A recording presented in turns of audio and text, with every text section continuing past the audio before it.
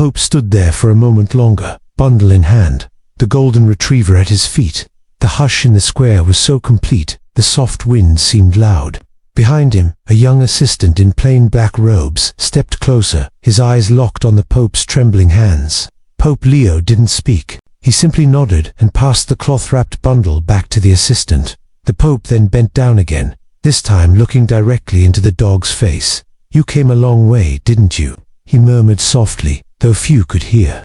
But, somehow, the way he said it calmed, gentle, reverent, chills through the crowd. The dog gave a single slow wag of its tail. It wasn't afraid of the crowd or the guards. It wasn't even thirsty or restless. It stood like it had a purpose, and had just completed it. At last, the Pope stood upright, motioning to one of the guards. "Let him stay," he said. "He's a guest today." The crowd erupted into soft, nervous applause, partly from relief, partly from awe.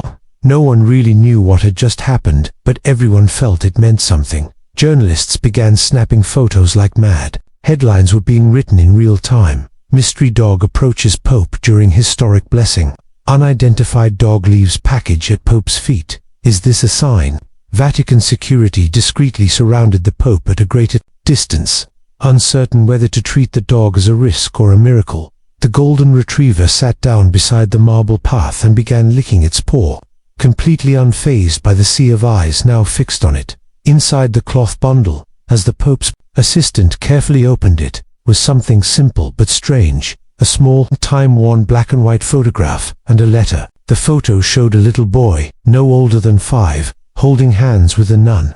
They stood in front of a weathered stone building. The edges of the picture were bent and cracked. The letter was folded with care, yellowed with age. It had no return address. Pope Leo glanced down at the items, then up again at the dog. His face grew solemn. His voice, barely above a whisper, said to his aide, "I need this translated immediately, and I want to know where that photo was taken." The aide nodded and disappeared into the background with the items clutched close out by now.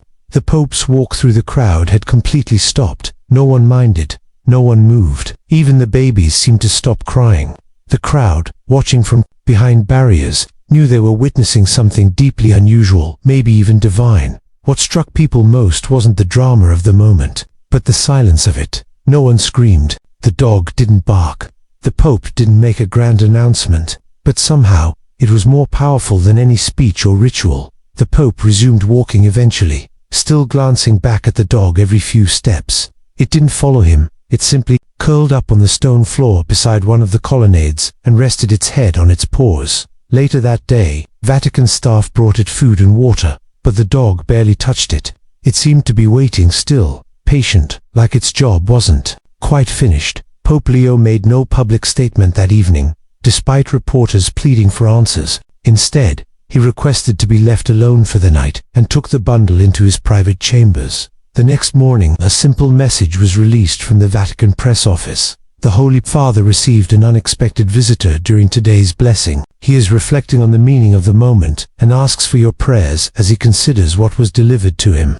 No one knew yet what the dog had really brought, but already hearts were stirred and the world was watching. That evening, long after the crowd had cleared and the sun had dipped behind the domes of Rome, Pope Leo sat alone in a small study tucked away inside the Apostolic Palace. The Vatican walls were thick, the silence deep, yet his mind couldn't rest. In front of him on a polished wooden desk lay the items from the mysterious bundle, the old photograph and the creased, handwritten letter. He picked up the photograph again, examining every corner. The little boy stared at the camera with wide, cautious eyes. His clothes were worn, but his hand was gripped tightly by a nun whose expression seemed both gentle and determined. The building behind them, though faded, looked oddly familiar. The Pope's voice was barely audible. San Marco. He hadn't thought about that place in years. Decades earlier, as a young seminary student, he had been assigned to do outreach, work at a small orphanage in a forgotten corner of southern Italy, San Marco dei Piccoli. It had since closed, its walls crumbled into ivy-covered ruins, and its children scattered by time. But he remembered the way the halls echoed, the smell of old chalk, and the way a few of the boys clung to his robes when he left. He had only visited for a few months, but one child had stood out, a quiet boy who never spoke much, who hid drawings. Under his mattress, who often wandered to the chapel and stared at the crucifix like it owed him something. He couldn't remember the boy's name, but something in this photograph stirred that old memory back to life. He turned to the letter. The Vatican's language staff had already transcribed the faded Italian handwriting. It was written in rough script, simple words, filled with aching honesty. The first line gripped him. Your Holiness, I don't know if you'll ever read this, but I believe you were the only one who ever truly saw me. The letter told a story. A boy abandoned by his family, raised in the orphanage, abused by older boys, ignored by staff except for one nun who tried to protect him, and one young priest who once gave him a rosary and told him, God hasn't forgotten you, even if people do. The letter continued, I never forgot that moment. I kept that rosary for years, but life didn't go the way I hoped. I lived hard. I worked, drank, ran, failed. But when I heard your name, Leo remembered you. I recognized you. I knew it had to be you. The man, whose name was never signed, confessed he was dying, alone, with no family left. His final hope had been to send this bundle to the only person he felt had ever truly seen his pain, and the way he did it was beyond belief. This dog is my companion, my only friend. I've trained him to carry this bundle. I don't know if he'll make it, but I told him find the man in white. I told him, go to the big square with the bells. Find the man who follows Peter. Pope Leo closed his eyes and lowered the paper. For a moment, he just breathed. Outside, night fell across the Vatican, and the city lights flickered across rooftops and narrow alleyways. But within the Pope's chambers, a storm was building inside his chest. Not fear, not confusion, something deeper, guilt, wonder, and a strange peace. Elsewhere on Vatican grounds, the golden retriever, now affectionately nicknamed Angelo by guards, lay beneath a shaded archway near the Pope's residence. A young nun had brought him a fresh blanket, but the dog didn't move. He simply watched the door, waiting. Vatican staff were unsure what to do. They had scanned the dog, no microchip, no collar, no tags. Yet he wasn't thin, wasn't panicked. He was calm, deliberate, almost trained for this exact purpose. By morning, stories had spread across media channels. Some said the dog was a symbol. Others thought it was a Vatican stunt. But those who had been there that day, who had felt the hush fall over the crowd, knew better. There was something real here, and the Pope wasn't finished yet. He ordered one thing the next morning, something that hadn't been done in decades. Find me everything in the archives about San Marco dei Piccoli. He told his assistant, I want names, I want dates, and I want to know who that child was. Because Pope Leo wasn't just curious anymore, he felt responsible. The morning after the blessing, Vatican City woke to a quiet tension. Inside the Apostolic Palace, Pope Leo XIV didn't attend his usual meetings. His breakfast tray went untouched. Instead, he spent the early hours walking slowly through the gardens, deep in thought, his white robes trailing over the stone paths. Close behind him, the golden retriever Angelo followed like a shadow, silent and steady. Though no one had officially named him, everyone around the Vatican had begun calling the dog Angelo, meaning angel, after a nun muttered it under her breath the night before. The name had stuck. Like everything else about this strange event, mysterious and perfectly timed. Pope Leo's mind was far from the routine of his daily schedule. His thoughts kept circling back to the letter. The voice in it was raw and honest, and the memory of the child it described kept tugging at something deep inside him. Later that afternoon, a dusty manila folder was placed on the Pope's desk. It had been pulled from the deep archives, half buried beneath outdated records and faded church documents. The stamp on the front read, San Marco dei Piccoli Orphanage, 1976 to 1991. It was thin to thin. A red tag inside read closed, due to structural damage and disrepair. No follow-up, no official complaints, no audits. It had disappeared quietly, as many such places had in those days. Pope Leo flipped through the pages. Lists of children, faded ID photos, handwritten notes, and then, halfway through, his fingers stopped. There he was, the same face from the photograph, just younger. In this official record, he was labeled only as Matteo B. Born, unknown. Found, January 1976, Naples train station. Next to his name was one brief note, mother unknown, no relatives, behavioral issues withdrawn. That was it. No exit record. No family name, no transfer notice, just nothing. Pope Leo stared at the boy's face. The eyes were unmistakable. The same haunted look, the same quiet sadness. He suddenly remembered he'd once found this same boy asleep behind the altar during evening prayer. The nun had scolded him, but the Pope, back then just a seminarian, had gently carried the child back to bed and placed a small wooden rosary in his hand. The memory had faded with time, until now. He leaned back in his chair, emotion tightening his throat. That same child had grown up in silence, disappeared into the world, and then, years later, had found a way through a dog to return. A knock at the door broke his thoughts. It was Sister Lucia, one of the Pope's closest confidants. She entered, quietly, and gave a respectful nod. Her eyes flicked briefly to the retriever now lying on the floor beside the desk. "He hasn't moved much," she said softly. "Only when you do." The Pope looked down at Angelo, then back at the file. "He carried this," he said, tapping the photo and letter. "He walked straight through a sea of people, laid it at my feet, like he had done it 100 times before." Sister Lucia stepped closer and picked up the letter. She read silently, her eyes growing damp by the end. "He trained the dog to find you," she said after a moment. "That's faith. That's love." The Pope nodded. "It's something most people never understand." A long pause passed. Between them, outside the bells of St. Peter's, tolled softly in the afternoon light. "He said he had no one," the Pope added. "No family, no roots. But I remember him, and now he's come back through this creature." Sister Lucia smiled faintly. "Not just come back, he left something behind. Something you were meant to carry." The Pope glanced at the photo again. This wasn't just a message. It was a cry from the past. A call to remember those who had fallen through the cracks of the church, those whose pain had gone unnoticed. He looked again at Angelo. "Then I will carry it," he said.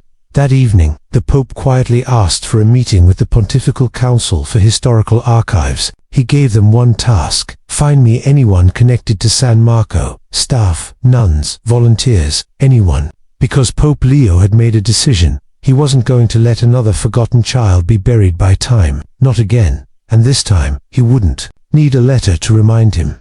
Within days, Vatican investigators began tracing what little remained of San Marco dei Piccoli's history. It was a ghost orphanage, no website, no digital records, no social presence. The building itself had long since been condemned, hidden behind an overgrown lot outside Salerno. Locals barely remembered it, except for the older generation who still whispered that it had once housed the throwaway children. Children nobody wanted. Children the system forgot. Pope Leo watched silently as folders began stacking up on his desk. Records, names, letters. Some of the files were disturbing. Complaints had been filed over the years about poor living conditions, understaffed dormitories, and a director with a history of disciplinary action. But nothing had stuck. The complaints had vanished into red tape, buried under bureaucratic dust. One afternoon, Cardinal Moretti, head of church charities, entered the Pope's private study holding a yellowed envelope. "We found something unusual," he said.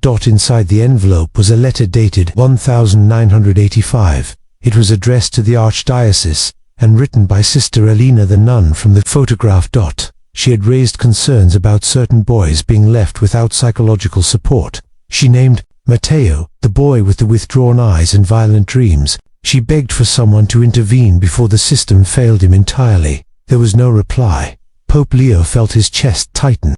The weight of responsibility wasn't new to him, but this was different. This wasn't doctrine or diplomacy. This was personal. This was a wound left open for decades and somehow, through a dog and a bundle, had found its way back into the light. He looked at Cardinal Moretti. "Where is Sister Elena now?" "She passed in 1997, Your Holiness," the Cardinal said gently.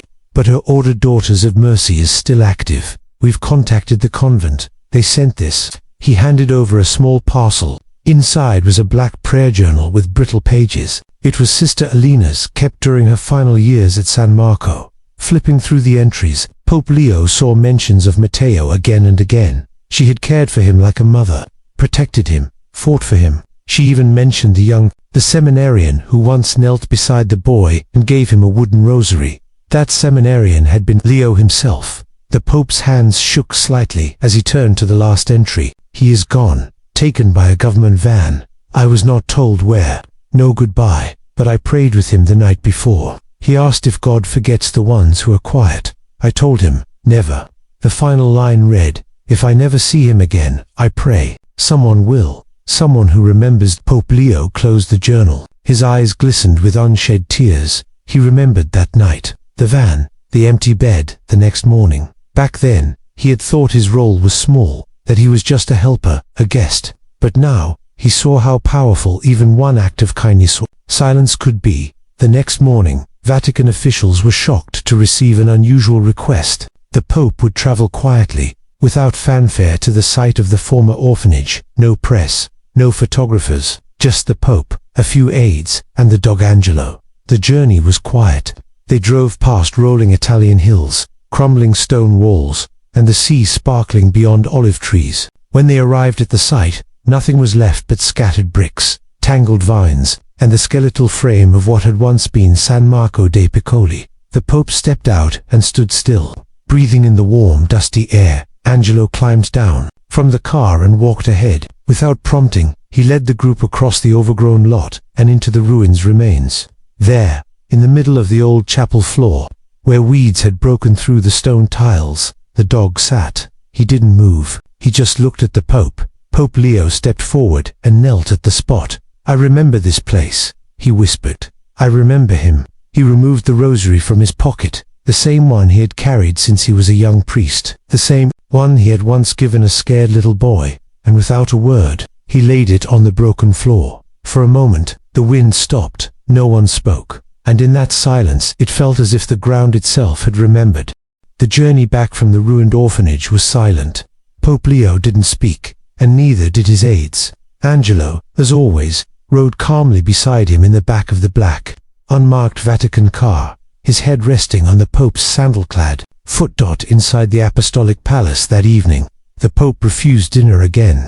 He sat in his private chapel long after nightfall, the candlelight flickering against the marble walls. He prayed, but not in Latin, not with scripted formality. He prayed in whispers, in questions, in memories. "Why him?" he asked aloud, his voice echoing in the silence. So many years had passed, so many faces, and yet Matteo's eyes, the way he had clutched that rosary like a lifeline, had stayed somewhere buried in the Pope's soul. Pope Leo had always believed God worked through people, but he had never imagined a golden retriever walking through thousands of people to drop a lifetime of hurt at his feet. It wasn't a miracle wrapped in gold. It was messy, forgotten, abandoned, but real. That night, he pulled out an old trunk from the corner of his private library. He hadn't opened it in years.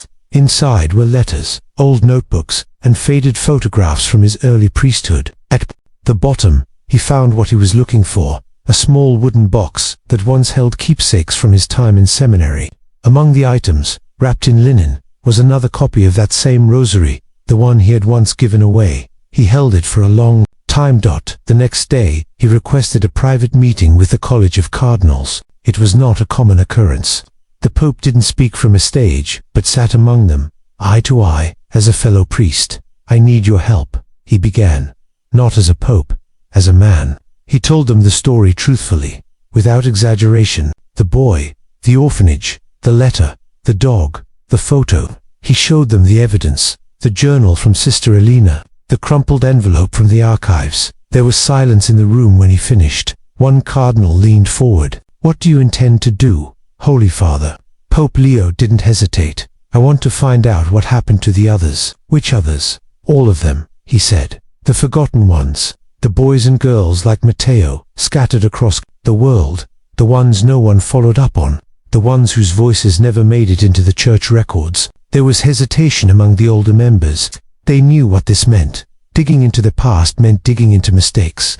Some feared scandal, some feared blame, but Pope Leo didn't raise his voice. He only said one thing more. "If God used a dog to deliver the truth to this house, then what excuse do we have to ignore it?" That week, he launched an internal review called the Reclamation Project. Quietly, Vatican researchers, archivists, and clergy across the world were instructed to begin combing through closed orphanage records, lost adoption cases, unprocessed complaints, and unacknowledged letters. But it wasn't about exposing Shamet. It was about restoring dignity. During this time, Angelo became something of a symbol across Vatican grounds. Tourists spotted him resting by the fountains. Priests brought him biscuits.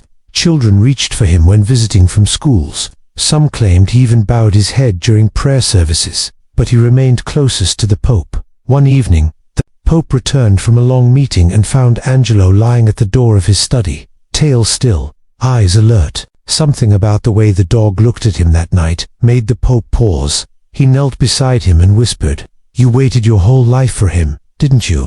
Angelo blinked slowly, rested his head on the Pope's knee, and let out a long, steady sigh. Pope Leo leaned forward and said the words aloud for himself, for Matteo, and maybe even for the dog, who now stood in his place. "You were never forgotten."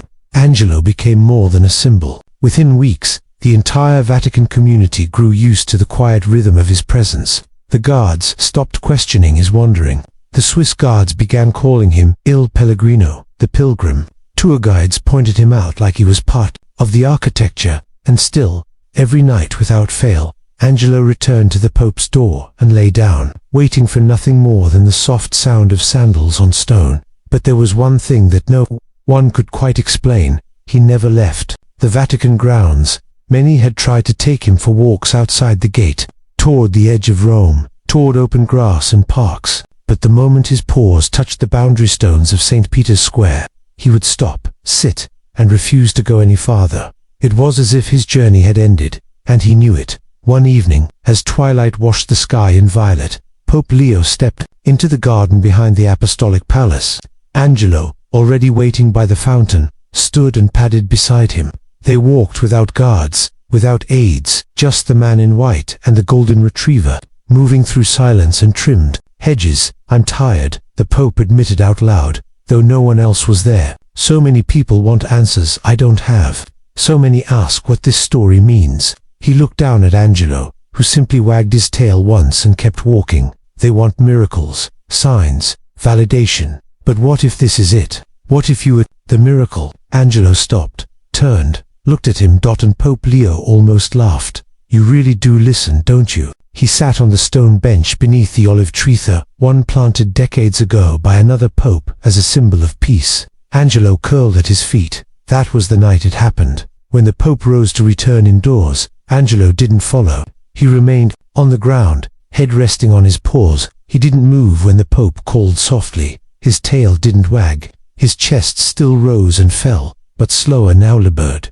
The Pope knelt quickly beside him. "Angelo," he whispered, placing a trembling hand on the dog's head. Still breathing, still warm, but distant, as if already halfway between two worlds. Priests and staff rushed to the garden when the Pope called out, but no one spoke when they saw the scene. Pope Leo kneeling in the grass, cradling the dog's head, whispering prayers in Latin and Italian. "Thank you," he said, eyes filled with tears. "You've done more than most men ever could." Angelo's breathing slowed, then stopped. He passed away quietly under the olive tree, in the same garden where saints once walked, without drama or pain. Pope Leo remained kneeling long after everyone else stepped back. That night, the Vatican stayed quiet. No announcements, no headlines, just a hushed reverence. The next morning, in a small private ceremony, Pope Leo buried Angelo in the Vatican gardens near the olive tree. There were no cameras, only a wooden cross marking the spot. The Pope gave the eulogy himself. He came in silence and left the same way, but he carried a voice greater than mine. He carried truth, and he led me to remember the forgotten. Word spread, as it always does. The media covered it like a fairy tale, but those who had witnessed the journey firsthand knew it was no storybook tale. It was raw, real, and undeniable. Around the world, people began sending letters, thousands of them. Former orphans, foster kids, nuns, former social workers, people who had lived in silence now poured their stories into ink. They didn't want justice. They wanted to be seen, and Pope Leo saw them. Inspired by Angelo's mission, he announced a new global initiative, the Angel Registry, a worldwide effort by the Church to reconnect displaced or forgotten children with records, names, and when possible surviving relatives. It wasn't political. It wasn't grand. It was human. Later that week, walking again through the gardens, a cardinal asked the Pope quietly, "Do you think he knew he was going to die?" The Pope looked toward the olive tree, sunlight filtering through its branches. I think he was waiting until the message was delivered. Then he let go. The cardinal nodded slowly. "Do you believe God sent him?" Pope Leo gave a small smile. "Whether it was God or grief or grace, he found his way here, and he left something at my feet I'll never be able to ignore it." 10 days after Angelo's quiet burial beneath the olive tree, the bells of St. Peter's Basilica rang longer and deeper than usual. The square was full again, not for celebration but for something solemn, something new. Pope Leo XIV had called for a public mass, one that broke from Vatican tradition. There would be no Latin procession, no elaborate vestments, no golden canopy held above his head. This was to be a mass for the forgotten. The world watched with curiosity. Cameras were set up across every news channel, wondering what the Pope would say. Rumors had spread that the Pope had received a message from beyond, that the Vatican was hiding the dog's true origin, or that this was all part of some carefully crafted spiritual campaign, but none of it was true. When Pope Leo stepped to the simple wooden podium that had been placed at the front of the basilica steps, he looked older than he had weeks earlier, not weak, just more human, more burdened. And yet there was fire in his eyes. He began not with a prayer, but with a name. Matteo. A hush fell over the crowd. He was 5 years old when he was found sleeping alone in a train station. He was placed into a church orphanage that no longer exists. He was forgotten by records, by staff, by history, but not by God. He paused, then continued. Decades later, long after he left this world, his final act was to send a letter and a photograph delivered not by a person, but by a dog who walked calmly through thousands of people, stopped at my feet, and left behind the truth. He raised the letter, laminated now, the photograph tucked inside. "I knew this child. I failed him once. I won't do it again." The crowd leaned forward. Journalists froze in place. No one had ever heard a pope speak this openly, this personally. "There are many Matteo's children in systems we built, girls in institutions that bore our names, boys raised in silence, adults carrying wounds we never addressed. This mass is for them, not just to remember them, but to say what should have been said long ago." He looked down at the photo, then back at the people. "We see you, we failed you, and now we will fight for you." At that moment, the bells rang again, not pre-planned, but perfectly timed. The Pope stepped back and knelt silently, head bowed. Across the square, the crowd stood in total stillness. Some wept, some clutched rosaries tighter, some simply stood with their heads low, as if the sound of the Pope's words had unburied something in them to dot in the days that followed. Stories began pouring in. A man in Argentina mailed a photo of his brother who disappeared from an orphanage. In 1968, a woman in Poland sent a copy of a note left by a nun who had secretly raised her in hiding. A retired social worker from the Philippines came forward with boxes of files she had preserved against orders, because she couldn't forget the faces. The angel registry of the initiative Pope Leo had quietly begun exploded into a global network. Dioceses around the world opened small task forces. Retired clergy began reaching out to old missions. Sisters from rural convents wrote in with handwritten lists of names they had never submitted before. One of the first letters the Pope received was from a man in Naples. "I knew Matteo," it read. "We shared a bunk bed. He never spoke much, but once, he gave me half of his bread. I still remember that. I didn't know he remembered me, until now." He signed it only as Paolo. Back in the Vatican gardens, the olive tree stood taller than ever. Tourists quietly visited the grave, marked only by a small wooden sign. Angelo, 2025, messenger, companion, witness. Nuns often came to pray there. So did priests. So did children on school visits, who would place flowers beneath the cross, without ever knowing the full story, only that a very good dog had done something very important. But one afternoon, as rain fell gently across Rome, a boy from a visiting orphanage group wandered to the grave and sat beside it. He didn't say anything. He just sat, quiet, like someone had left a seat for him. Months passed, but the story never faded. In a world where headlines flicker and disappear like candle flames in the wind, Angelo's moment remained quietly burning in the hearts of millions. Pope Leo's decision to share Matteo's story had ignited more than emotional reactions. It had sparked a movement. Within 6 months, over 112 dioceses across 40 countries had joined the Angel Registry. Volunteers began pouring in, genealogists, former caseworkers, even retired judges. Together, they dug into thousands of closed records, trying to reconnect lost children with lost truths. In many cases, names were finally restored to tombstones. In others, forgotten letters were returned to surviving family members. But it wasn't just paperwork, it was healing. 1 year after Angelo's death, the Vatican hosted its first Mass of Remembrance for the unnamed. There was no fanfare, just names, hundreds of them read aloud by candlelight inside St. Peter's. For every name read, a child from a nearby school placed a white rose at the altar. Pope Leo stood to the side, dressed in a simple brown robe, watching in silence. As petals slowly filled the steps, it was not a performance, it was an apology. At the end of the ceremony, the Pope spoke softly. Faith does not demand perfection, but it does demand responsibility. This, he gestured toward the sea of white roses, is not our shame. This is our duty.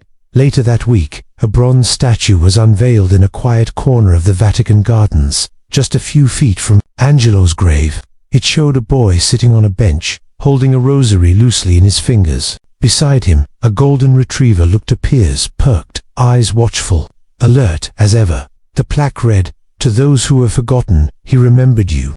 Children visiting the garden would often sit beside the statue and pet the dog's bronze head as if it were real. Some would whisper secrets to it. Others would leave behind notes, candies, or small drawings. The Vatican custodians collected them every Friday, placing them in a special archive titled simply, "Letters to Angelo." Inside were thousands of scrap simple lines written by children from every corner of the world.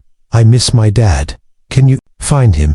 Tell God I said thank you for sending you. I hope you have a friend in heaven. My brother's in foster care. Please bring him home."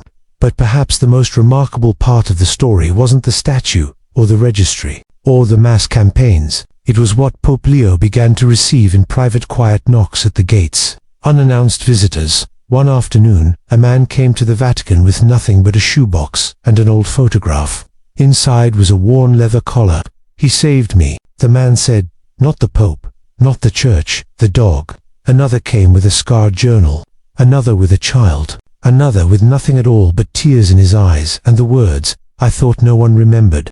Pope Leo met as many of them as he could, sometimes for 5 minutes, sometimes longer. He never offered answers, only presence, only the same thing Angelo had offered him. On the second anniversary of that fateful day in the square, the Pope stood again before a sea of faces, but this time he held no script, no prepared speech, just Angelo's old collar in his hands. He raised it once, then placed it gently on the altar. "The world will forget our headlines," he said. "They will forget my name. But if even one child remembers that he mattered because of a stray dog and a broken letter, then that is legacy enough for me." He smiled, faintly, and looked skyward. "Rest now, friend. You carried more than paper. You carried grace." As the bells of the basilica rang again, echoing through the centuries, the crowd looked upward, and for a moment, just a moment, the world felt still. Not because of tradition, not because of spectacle, but because once, a forgotten soul found his way home. Carried by a dog.